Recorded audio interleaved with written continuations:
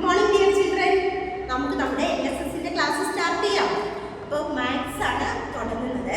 Maths തുടങ്ങാന്ന് പറഞ്ഞു കഴിഞ്ഞാൽ നമ്മുടെ ടെക്സ്റ്റ് ബുക്കിലുള്ളത് നമുക്ക് സ്കൂൾ തുറന്നിട്ട് ചെയ്യാം.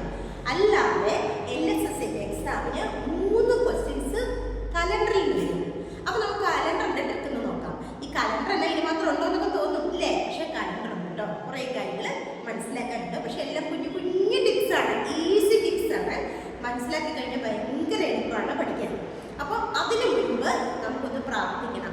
കാരണം എന്തെന്നാ, എല്ലാവർക്കും ദൈവം നല്ലത് മാത്രം വരുത്തട്ടെ. നമ്മൾ പഠിച്ച കാര്യങ്ങൾ നന്നായിട്ട് മനസ്സിലാക്കാനും അത് ഓർമ്മയിൽ വെച്ച് നല്ലതുപോലെ എക്സാം എഴുതാനും മനസ്സ് തുറന്ന് ഈശ്വരനോട് പ്രാർത്ഥിക്കുക. പ്രാർത്ഥിച്ചിട്ട് നമ്മുടെ ക്ലാസ് തുടങ്ങാം. പിന്നെ പേരൻസിനോട് ഒരു വാക്ക്, നിങ്ങളിപ്പോൾ മാത്സിൻ്റെ ക്ലാസ് വരുന്നുണ്ട്, മക്കളെ പഴയ ബുക്കിൻ്റെ ഏതാ ബാക്കിയുള്ള അങ്ങനെ വേഗം എടുത്ത് എഴുതി തുടങ്ങിക്കോ എന്ന് പറയരുത്. കാരണം അങ്ങനെ എഴുതി കഴിഞ്ഞാൽ ശരിയാവില്ല. കാരണം കുറേ ട്രിക്കുകളാണ് പറയുന്നത്. ഈ ട്രിക്കുകളൊക്കെ എന്ന് വെച്ചാൽ നമ്മൾ ഇടയ്ക്ക് ഒന്ന് നോക്കിക്കൊണ്ടിരുന്നില്ലെങ്കിൽ സംഭവം ചിലപ്പോൾ മറന്നു പോകും. അതുകൊണ്ട് പേരൻസ് നിർബന്ധമായിട്ടും ഒരു നോട്ട് ബുക്ക് മേടിച്ചു കൊടുക്കണം. നോട്ട് ബുക്ക് എന്ന് പറഞ്ഞാൽ കൊച്ചു നോട്ട് ബുക്ക് പോരാ, കോളേജ് നോട്ട് ബുക്കില്ലേ വലുത്, അതുപോലത്തെ ഒരു കോളേജ് നോട്ട് ബുക്ക് മേടിച്ചു കൊടുക്കണം. ഇനി സ്കെയിലില്ല പെൻസിലില്ല എന്നൊന്നും പറയരുത്. സ്കെയിൽ വേണം, പെൻസിൽ വേണം, ഇറേസർ വേണം. അപ്പോൾ പുതിയ നോട്ട് ബുക്ക് ആയിരിക്കണം. അത് മാത്സിന് മാത്രം ഉള്ളതാണ് കേട്ടോ, എല്ലാ വിഷയത്തിനും ഉള്ളതല്ല. മാത്സ് മാത്രം പുതിയ നോട്ട് ബുക്കിൽ എഴുതണം. പിന്നെ നല്ല വൃത്തിയായിട്ട് എഴുതണം. ഓക്കെ, നമുക്ക് ക്ലാസ് തുടങ്ങാം. അപ്പം ഞാൻ പറഞ്ഞു നമ്മൾ എടുക്കുന്നത് കലണ്ടറിനെ കുറിച്ചാണ്. അപ്പോൾ കലണ്ടറിനെ കുറിച്ച് എന്താ നോക്കാനുള്ളതെന്ന് വിചാരിക്കും ഇല്ലേ? എന്താ 1, 2, 3 അങ്ങനെ കുറേ എണ്ണം നേരത്തിൽ എഴുതുന്നു, കുറച്ച് 31 വരെ ഉണ്ട്. അല്ലാണ്ട് ചിലപ്പോൾ കുറച്ച് കുറവുള്ള എത്ര മാസമുണ്ട്? 13 കുറവുള്ള എത്ര മാസമുണ്ട്? 5-8 മാസം ഉണ്ടോ? ഇല്ല അല്ലേ? ആകെ ഫെബ്രുവരി മാത്രമേ ഉള്ളൂ. അപ്പൊ ബാക്കി എല്ലാ മാസങ്ങൾക്കും 30, 31 അല്ലെങ്കിൽ 30, 31 ഡേയ്സ് ഒക്കെ ഉണ്ട് അല്ലേ? അപ്പൊ അതിന് എന്തൊക്കെ പ്രത്യേകതകളാണ് ഉള്ളത് എന്ന് നോക്കാം. അപ്പൊ ഞാൻ പറയുന്ന ഒന്നാമത്തെ കാര്യം ശ്രദ്ധിക്കുക, ജനുവരി മാസം 1-ാം തീയതി മൺഡേ ആണെങ്കിൽ ഡിസംബർ മാസം 31 ഏത് ദിവസമായിരിക്കും? ജനുവരി 1 മൺഡേ, ഡിസംബർ 31 ഏത് ദിവസമായിരിക്കും? മൺഡേ ആയിരിക്കും. ഒരു കാര്യം മനസ്സിലായില്ല? ജനുവരി 1 ഏത് ദിവസമാണോ അതേ ദിവസം തന്നെയായിരിക്കും ഡിസംബർ 31. ഇനി ഈ എല്ലാ വർഷവും ഇങ്ങനെയാണോ? എല്ലാ വർഷവും ഇങ്ങനെയാണോ? അല്ല. എപ്പോഴാണ് വ്യത്യാസം ഉണ്ടാവുക? ലീപ് ഇയേഴ്സിൽ. ലീപ് ഇയർ എന്ന് പറഞ്ഞാൽ അറിയാലോ, ഒരു ദിവസം കൂടുതൽ ഉണ്ടാകും അല്ലേ? അപ്പൊ ഇൻ കേസ് ലീപ് ഇയറിന്റെ കേസിലാണെങ്കിലോ ജനുവരി 1 മൺഡേ ആണെങ്കിൽ ഡിസംബർ 31 ഏത് ദിവസമായിരിക്കും? ട്യൂസ്ഡേ ആയിരിക്കും. ഒരു ദിവസം മാറും. അല്ലാതെ ലീപ് ഇയർ അല്ലാതെ വരുന്ന എല്ലാ വർഷങ്ങളിലും ജനുവരി 1 ഏത് ദിവസമാണോ അതേ ദിവസം തന്നെയായിരിക്കും ഡിസംബർ 31. ഒരു കാര്യം മനസ്സിലായല്ലോ? ജനുവരി 1 ഏത് ദിവസമാണോ അതേ ദിവസം തന്നെയായിരിക്കും ഡിസംബർ 31. ഒരു കാര്യം എന്തൊരു വ്യത്യാസം എന്താണെന്ന് വെച്ചിട്ടുണ്ടെങ്കിൽ എന്താ? അത് ലീപ് ഇയർ ആണെങ്കിൽ ഒരു ദിവസം കൂടെ മാറും. ഇനി നമുക്കൊരു പ്രോബ്ലം നോക്കാം അല്ലേ? ഒരു പ്രോബ്ലം ഞാൻ ബോർഡിൽ എഴുതിയിടാം. നിങ്ങൾ നോട്ട്ബുക്കിലേക്ക് പ്രോബ്ലം എഴുതിയെടുക്കണം. എന്നിട്ട് ആൻസർ കണ്ടുപിടിക്കാൻ നോക്കാം. ഓക്കെ, അപ്പം ഞാൻ പ്രോബ്ലം എഴുതട്ടെ കേട്ടോ.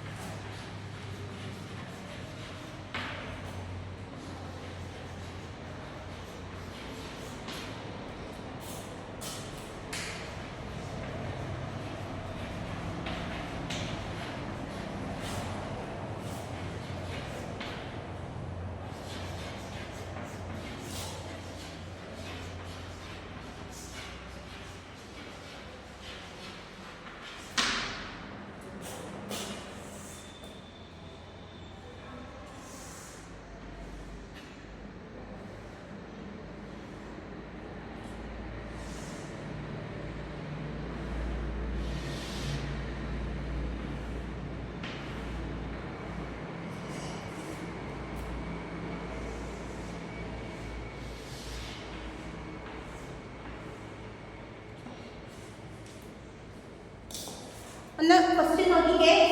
These are fields taken from a calendar.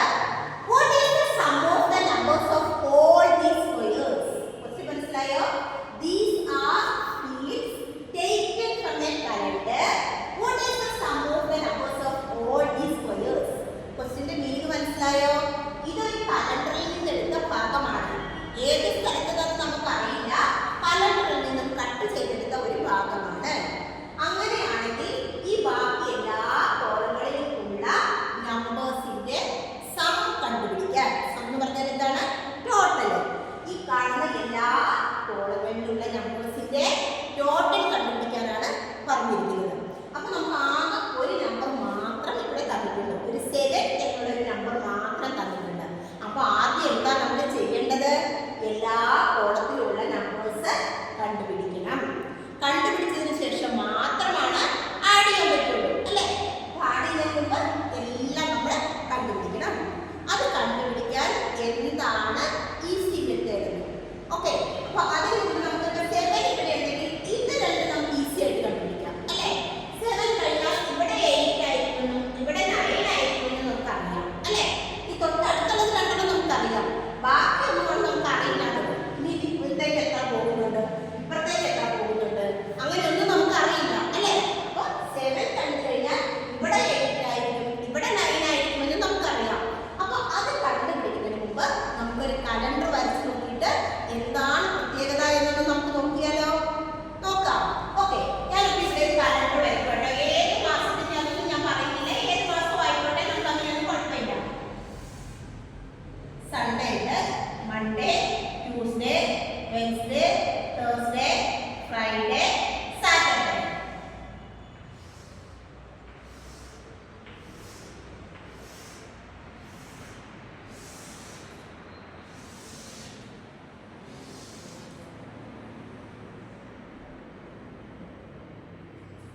നമ്മളിവിടെ തുടങ്ങുകയാണ്. 1, 2, 3, 4, 5, 6, 7, 8, 9, 10, 11, 12, 13, 14, 15, 16, 17, 18, 19, 20, 21, 22, 23, 24, 25, 26, 27, 28, 29, 30, 31.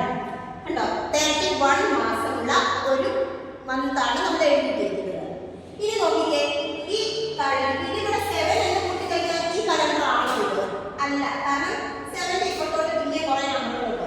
അപ്പൊ ഈ കലണ്ടർ അല്ല. അപ്പൊ ഈ 7 വേറെ എവിടെയെങ്കിലും വന്നതായിരുന്നു, അല്ലേ? ഇങ്ങനെ നോക്കി കണ്ടുപിടിക്കുന്നത് സാധിക്കില്ല കേട്ടോ. അപ്പൊ നമുക്ക് ഒരു പ്രത്യേകത നോക്കാം.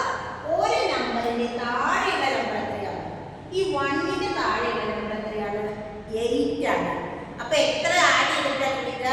2, 3, 4, 5, 6, 7, 8. അപ്പൊ എത്രയാണ്? 7 ആഡ് ചെയ്ത് കഴിഞ്ഞപ്പോഴാണ് 8 കിട്ടിയത്, അല്ലേ? 1നോട് 7 ആഡ് ചെയ്ത് കഴിഞ്ഞപ്പോൾ 8 കിട്ടി. അതായത് ഒരു നമ്പറിന്റെ നേരെ താഴെയുള്ള നമ്പർ കിട്ടാൻ എന്ത് ചെയ്യണം? 7 ആഡ് ചെയ്യണം. ഒന്നും കൂടെ നമുക്ക് നോക്കാം. 8 കഴിഞ്ഞ് നേരെ താഴെ വരുന്നത് 15 ആണ്, അല്ലേ? 8ന്റെ നേരെ താഴെ വരുന്നത് 15 ആണ്. അപ്പൊ 8നോട് എത്ര ആഡ് ചെയ്താൽ 15 കിട്ടും? 9, 10, 11, 12, 13, 14, 15. 7 ആഡ് ചെയ്ത് കഴിയുമ്പോൾ 15 കിട്ടി, അല്ലേ? അപ്പൊ ഇത് 1നോട് 7 ആഡ് ചെയ്ത് കഴിയുമ്പോൾ 8 കിട്ടി. 8നോട് 7 ആഡ് ചെയ്ത് കഴിയുമ്പോൾ 15 കിട്ടി. 15നോട് 7 ആഡ് ചെയ്ത് കഴിയുമ്പോൾ 22 കിട്ടി. 22നോട് 7 ആഡ് ചെയ്ത് കഴിയുമ്പോൾ 29 കിട്ടി. അപ്പൊ എന്താ മനസ്സിലായത്? ഒരു നമ്പറിന്റെ നേരെ താഴെയുള്ള നമ്പർ കിട്ടാൻ എന്ത് ചെയ്യണം? 7 ആഡ് ചെയ്യണം. മനസ്സിലായല്ലോ? ആദ്യം പറഞ്ഞ കാര്യം എന്തായിരുന്നു? ജനുവരി ഏത് ദിവസമാണോ അതേ ദിവസം തന്നെ ആയിരിക്കും ഡിസംബർ 31. അത് പറഞ്ഞത് ഒരു കാര്യം ഓർമ്മയായി. രണ്ടാമത് പറഞ്ഞ കാര്യം എന്താ? ഒരു നമ്പറിന്റെ നേരെ താഴെ, കലണ്ടറിൽ ഒരു നമ്പറിന്റെ നേരെ താഴെയുള്ള നമ്പർ കിട്ടണമെങ്കിൽ 7 ആഡ് ചെയ്യണം. മനസ്സിലായല്ലോ? അപ്പൊ നമുക്കിവിടെ നമ്മുടെ പ്രോബ്ലത്തിലേക്ക് വന്നു കഴിഞ്ഞാൽ 7 ഉണ്ട്, 8, 9 നമുക്ക് ഈസി ആയിട്ട് കിട്ടും. 7ന്റെ നെക്സ്റ്റ് വരുന്ന 8, നെക്സ്റ്റ് വരുന്ന 9 ഇത് നമുക്ക് ഈസി ആയിട്ട് കിട്ടും. അപ്പൊ 7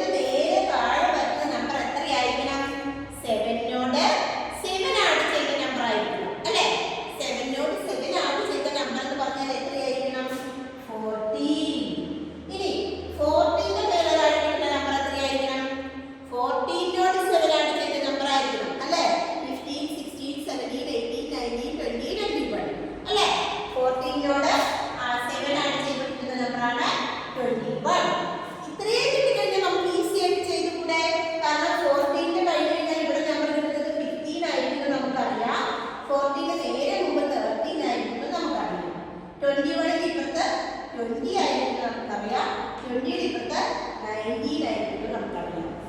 മനസ്സിലായോ? ഒന്നുകൂടെ ശ്രദ്ധിക്കുക. ക്വസ്റ്റ്യൻ എന്താ പറഞ്ഞേ? These are feeds taken from a calendar. What is the sum of the numbers of all these sequence?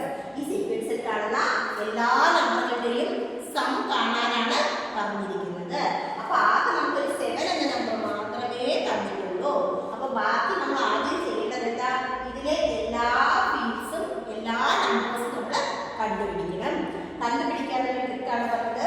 7ന്റെ നേരെ താഴെ വരുന്നത് 7നോട് 7 ആഡ് ചെയ്ത നമ്പർ ആയിരിക്കും. അതിന്റെ നേരെ വരുന്നത് ഈ തൊട്ട് മുകളിലുള്ള നമ്പറിനോട് 7 ആഡ് ചെയ്തതായിരിക്കും. ഈ 18നോട് 7 ആഡ് ചെയ്തതായിരിക്കും നേരെ താഴെ വരുന്നത്.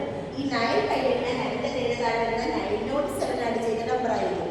അപ്പൊ താഴെ വരുന്ന നമ്പറുകളുടെ പ്രത്യേകത എന്താ? 7 ആഡ് ചെയ്ത നമ്പർ ആയിരിക്കും വരിക. അങ്ങനെ വരുമ്പോൾ നമുക്ക് ഓരോ നമ്പർ കിട്ടി കഴിഞ്ഞാൽ ബാക്കി നമുക്ക് ഈസി ആയിട്ട് കണ്ടുപിടിക്കാം. ഇനി എന്താ ചെയ്യേണ്ടേ? What is the sum of the numbers എന്നാ ചോദിച്ചിരിക്കുന്നത്. സം എത്രയാണ് എന്ന് ചോദിച്ചിരിക്കുന്നത്. സം എന്ന് പറഞ്ഞാൽ എന്താ? ഇതെല്ലാം കൂടെ ആഡ് ചെയ്യണം. എല്ലാം കൂടെ ആഡ് ചെയ്യാൻ എന്താ കുഴപ്പം? ഈസി അല്ലേ? ഒന്ന് ആഡ് ചെയ്ത് നോക്കിയേ. ഒരു പണിയിലെ നിങ്ങൾ വീഡിയോ ഒന്ന് പോസ് ചെയ്ത് വെക്കുക. വീഡിയോ പോസ് ചെയ്ത് വെച്ച് കഴിഞ്ഞിട്ട് ഒന്ന് ആഡ് ചെയ്ത് നോക്കിയേ. എത്ര സമയം എത്ര ആഡ് ചെയ്താൽ കിട്ടുന്ന എന്നിട്ട് ശരിയാണെന്ന്. അപ്പോൾ വീഡിയോ ഇപ്പോൾ തന്നെ പോസ് ചെയ്യാം. വീഡിയോ പോസ് ചെയ്ത് വെച്ചിട്ട് ആഡ് ചെയ്യും. അപ്പോഴത്തേക്ക് ഞാനും ആഡ് ചെയ്ത് തരാം. എന്നിട്ട് നമുക്ക് ഒരുപോലെയാണോ എന്ന് നോക്കാം. അപ്പോൾ എത്രയാ? 7 ആഡ് ചെയ്യണം, 8 ആഡ് ചെയ്യണം, 9 ചെയ്യണം. പിന്നെ എത്രയാ?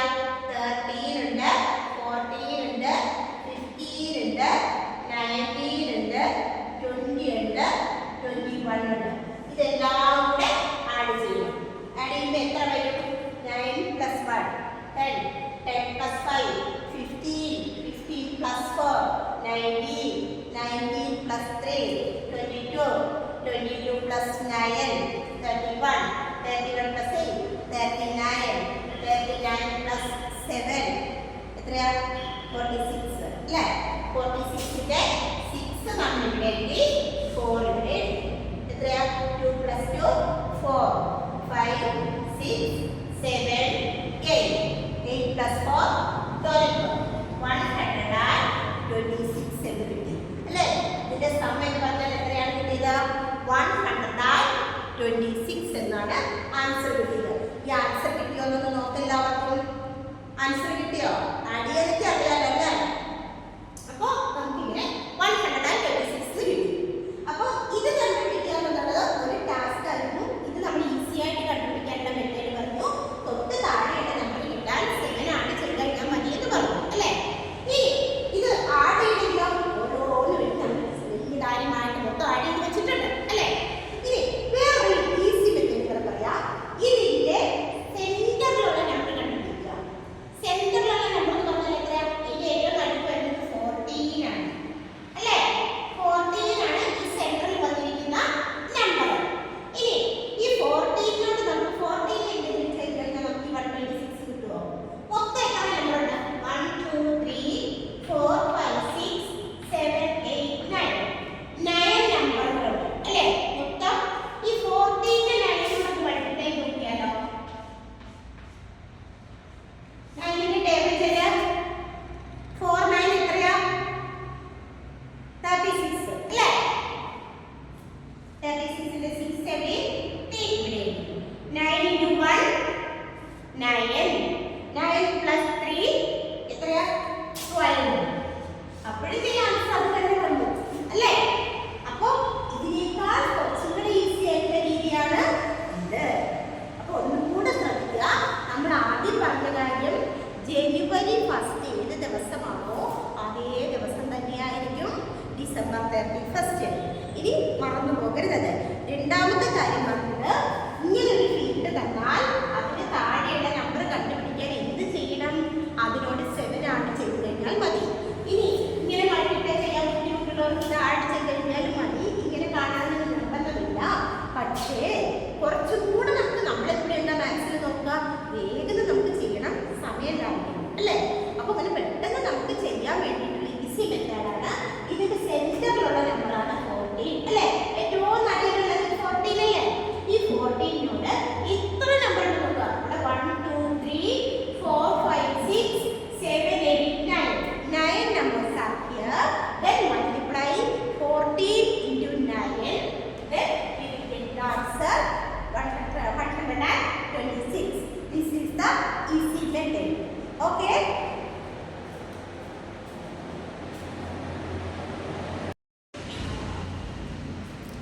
Next question.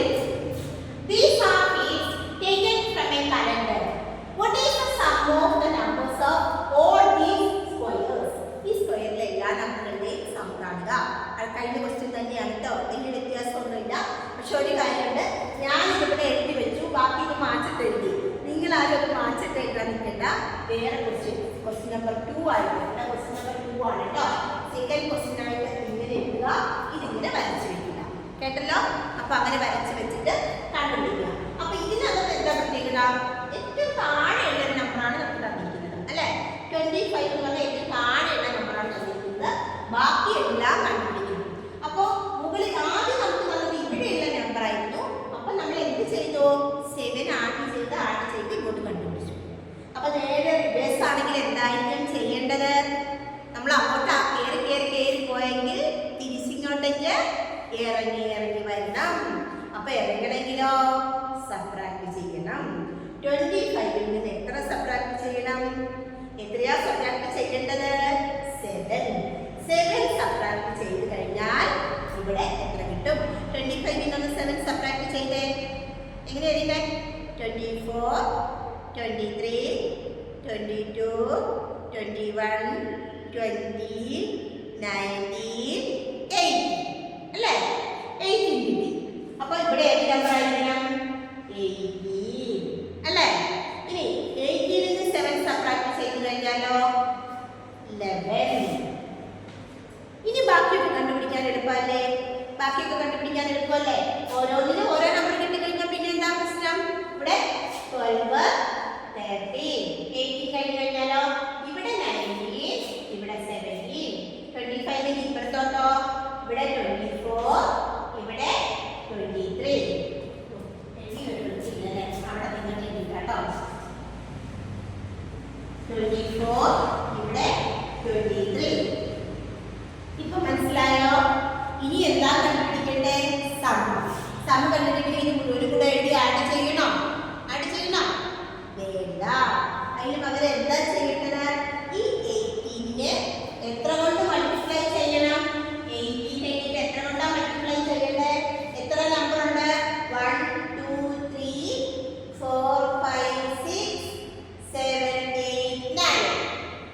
9 കൊണ്ട് മൾട്ടിപ്ലൈ ചെയ്യണം. ഒന്ന് മൾട്ടിപ്ലൈ ചെയ്തിട്ട് ആൻസർ കണ്ടുപിടിക്കുക. ഓക്കെ, നിങ്ങൾ മൾട്ടിപ്ലൈ ചെയ്ത് ആൻസർ കണ്ടുപിടിച്ചോളൂല്ലേ? Okay, ready. ഇനി അതിന്റെ തന്നെ ഇതുപോലെ തന്നെ വേറൊരു ക്വസ്റ്റ്യൻ ആണ് കേട്ടോ. കലണ്ടർ ബേസ്ഡ് അല്ല, ഈസി ആയിട്ടുള്ള ഒരു ക്വസ്റ്റ്യൻ കേട്ടോ. ഇതിന്റെ ആൻസർ കണ്ടുപിടിച്ചിട്ട് അമ്മേനെ കാണിച്ചു കൊടുക്കണം കേട്ടോ. എല്ലാവരും ആൻസർ കണ്ടുപിടിച്ച് അമ്മേനെ കാണിച്ചു കൊടുത്ത് ശരിയാണോ ഉറപ്പ് വരുത്തണേ.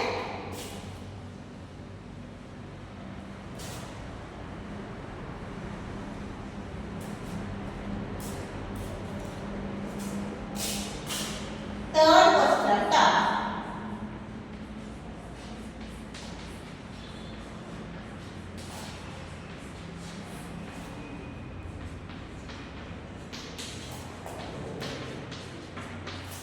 Find the sum of 1, 2, 3, 4, 5, 6, 7. എളുപ്പമല്ലേ? കണ്ടുപിടിക്കാൻ എളുപ്പമാണ്, വലിയ പ്രശ്നമൊന്നുമില്ല. എല്ലാം കൂടെ ആഡ് ചെയ്താൽ മതി. പക്ഷെ ഞാനിപ്പോൾ പറഞ്ഞൊരു കാര്യം ഓർമ്മയുണ്ടോ? ഇങ്ങനെ വരുമ്പോൾ എന്താ ചെയ്തേ? നടുക്കൊരു നമ്പർ ഉണ്ടെങ്കിൽ രണ്ടെണ്ണം വന്നാൽ പറ്റില്ല കേട്ടോ. ഇപ്പൊ ഇവിടെ 1, 2, 3, 4, 5, 6, 7 നമ്പേഴ്സ് ഉണ്ട്. ഇതിന്റെ സെന്ററിൽ നമുക്ക് ഈസി ആയിട്ട് ഒരു നമ്പർ വരും ഇല്ലേ? ഇതിന്റെ സെന്ററിൽ നമുക്ക് ഈസി ആയിട്ട് ഒരു നമ്പർ വരും, 4 വരും. അപ്പൊ എന്താ ചെയ്യണ്ടേ? 4ന് മൊത്തം എത്ര നമ്പറാണ്? 7 നമ്പർ. 7 കൊണ്ട് മൾട്ടിപ്ലൈ ചെയ്യുക. എത്ര വരും? 28. മനസ്സിലായോ?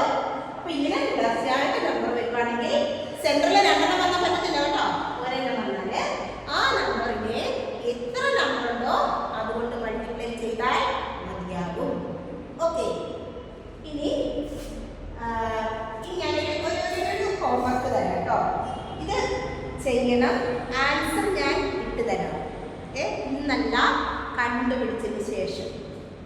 ഇതൊക്കെ അമ്മമാരുടെ സപ്പോർട്ട് കൂടി ഇട്ടിട്ട് LSS നമുക്ക് പഠിക്കാൻ പറ്റുള്ളൂ. കാരണം ആൻസർ അമ്മമാരൊന്ന് നോക്കണം. കാരണം മൊത്തം എനിക്ക് ഇങ്ങോട്ട് ഇട്ട് തന്നു കഴിഞ്ഞാൽ നോക്കണം, ഒത്തിരി പ്രശ്നം. കാരണം 10-30 കുട്ടികളുണ്ട്, സ്കൂൾ ആർട്സ്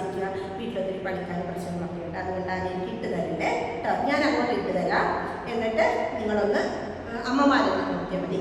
എല്ലാവരും കൂടെ കൂടിയതായിട്ട് പറ്റത്തുള്ളൂ. നമ്മൾ തന്നെ നോക്കിക്കഴിഞ്ഞാൽ പറ്റില്ല.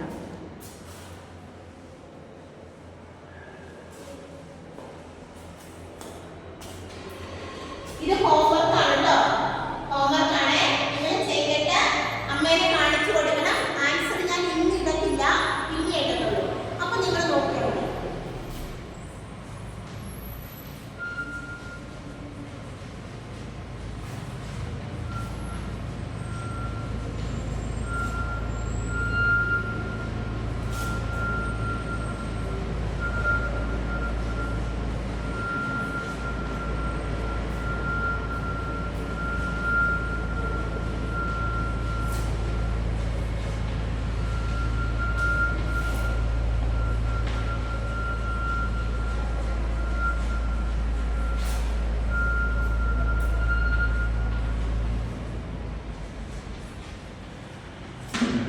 ഇത് ഹോംവർക്ക് ആണ്.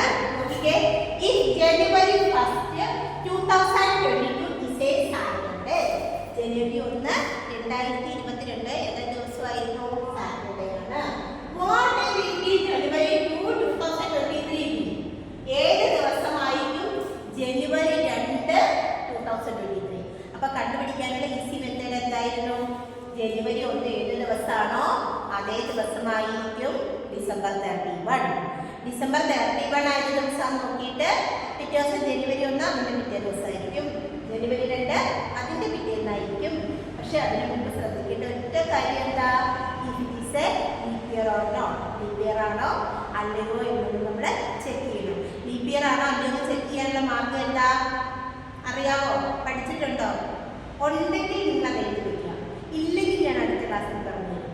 ഇല്ല, നിങ്ങൾക്ക് കണ്ടുപിടിക്കാതെ കണ്ടുപിടിക്കും കേട്ടോ. ഈസി മാർക്കുണ്ട്. ലീപ് ഇയർ ആണോ അല്ലയോ എന്ന് കണ്ടുപിടിക്കാനായിട്ട്.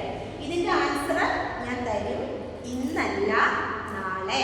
അപ്പം ഞാൻ ഗ്രൂപ്പിലേക്ക് ഇട്ടോളാം. പക്ഷേ അമ്മമാരുടെ പൂർണ്ണ പിന്തുണ എനിക്ക് വേണം. കാരണം മാത്സ് എടുക്കുമ്പോൾ എനിക്ക് മൊത്തം അത് നോക്കി കൊടുക്കാന്ന് വെച്ചാൽ പറ്റുന്ന കാര്യമല്ല. കാരണം എന്ന് വെച്ചാൽ ഫുൾ ടൈം മൊബൈലിൽ നമ്മൾ നോക്കിയിരിക്കുക വെച്ചാൽ 30 പേരെ നോക്കണ്ടേ. അപ്പോൾ ഒത്തിരി ബുദ്ധിമുട്ടാണ്. അപ്പം അമ്മമാരുടെ പൂർണ്ണ പിന്തുണ ഞാൻ ആവശ്യപ്പെടുന്നു. എല്ലാവരും എന്നെ ഹെൽപ്പ് ചെയ്യണം. ഇത് ടെക്സ്റ്റ് ബേസ്ഡ് ക്വസ്റ്റ്യൻസ് അല്ല. കാരണം നമ്മുടെ ടെക്സ്റ്റ് ബുക്കിലുള്ളതല്ല ഇത്. എല്ലാ LSSനും 3 ക്വസ്റ്റ്യൻസ് ഇങ്ങനത്തെ വരാറുണ്ട്. ഇങ്ങനത്തെ കുറേ ട്രിക്കുകൾ, എല്ലാ ട്രിക്കുകളാണ് കേട്ടോ ഈ പഠിപ്പിക്കുന്നത്. അപ്പോൾ അതുകൊണ്ട് നിങ്ങൾ നിർബന്ധമായിട്ടും അമ്മമാരുടെ സപ്പോർട്ടും വേണം. കൂടാതെ പുതിയ ബുക്കിൽ തന്നെ എഴുതണം. കാരണം ഈ കഴിഞ്ഞ പ്രാവശ്യം കുറേ പേര് ഡയറിയിൽ എഴുതി, പഴയ നോട്ട് ബുക്കിൻ്റെ ബാക്കിയിൽ എഴുതി, അതൊക്കെ അപ്പം തന്നെ കളഞ്ഞു. ലാസ്റ്റ് എത്തിക്കഴിഞ്ഞിട്ട് ഞാൻ ചോദിക്കുമ്പോൾ ഇതൊന്നും ആരുടെയും കയ്യിലില്ല. അതുകൊണ്ട് നിർബന്ധമായിട്ടും പുതിയ കോളേജ് നോട്ട് ബുക്ക് മേടിക്കണം. ഇനി അവർക്കൊരു LSS പഠിച്ചു തുടങ്ങുമല്ലേ, അവർ പുതിയ പെൻസിലും ഇറേസറും സ്കെയിലും ഒക്കെ മേടിച്ച് കൊടുക്കുക. എൻ്റെ ഒരു ആഗ്രഹം പറഞ്ഞു കേട്ടോ. നിർബന്ധമുള്ള കാര്യമൊന്നുമല്ല. എല്ലാവരും പുതിയതായിട്ടൊന്ന് തുടങ്ങുമ്പം അതിൻ്റേതായ ഒരു സന്തോഷം ഉണ്ടാവും. അതുകൊണ്ടാണ്. അപ്പോൾ എല്ലാം പുതിയത് ബുക്ക് പൊതിഞ്ഞ് പേരൊക്കെ എഴുതി നല്ല വൃത്തിയായിട്ട് സ്കൂൾ തുറക്കുമ്പോൾ എനിക്ക് കാണണം. അത് വൃത്തി അല്ലെങ്കിൽ നിങ്ങൾക്ക് അറിയാലോ, എനിക്ക് ഒത്തിരി വൃത്തി അല്ലെങ്കിൽ എനിക്കൊരു വിഷമം വരും. അതുകൊണ്ട് എല്ലാവരും സപ്പോർട്ട് ചെയ്യണം. എല്ലാ ദിവസവും ഒന്ന് ക്ലാസ്സിൽ ഇല്ലാട്ടോ, വിഷമിപ്പിക്കൊന്നുമില്ല. നിങ്ങൾ മാക്സിമം വെക്കേഷൻ എൻജോയ് ചെയ്തോ, കുഴപ്പമില്ല.